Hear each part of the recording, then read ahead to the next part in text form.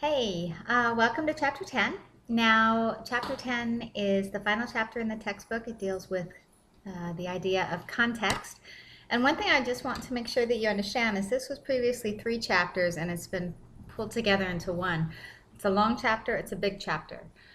Some of you may ask yourselves, why does context matter? And it matters a lot because communication is rule governed.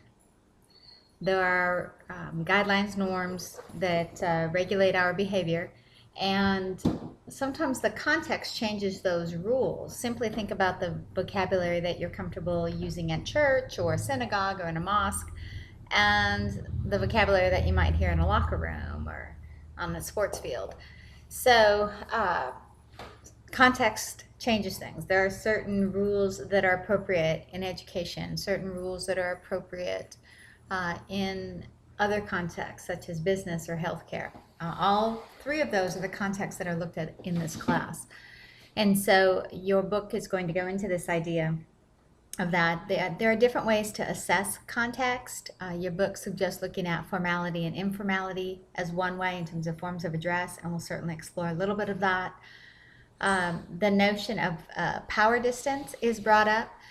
And obviously there you can think power distance, you're dealing with hierarchies, you're dealing with an egalitarian or an equality-driven culture versus one that's very strict.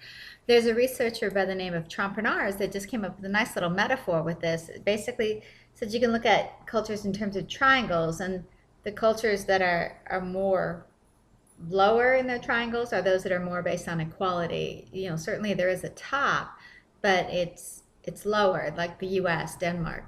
And then you have middle ones, and then you have those that are, if I can make a really tall, how would I do that?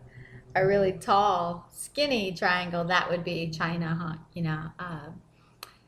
Thailand, a lot of some Middle Eastern cultures. So he looks at that in terms of triangles and a gradient. And that's a simple little metaphor for understanding how hierarchy works.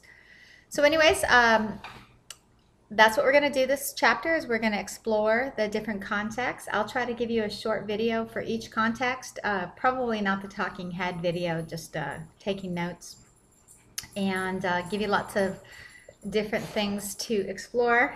And my dog is coming up. So anyways, that's it for now. I will see you online.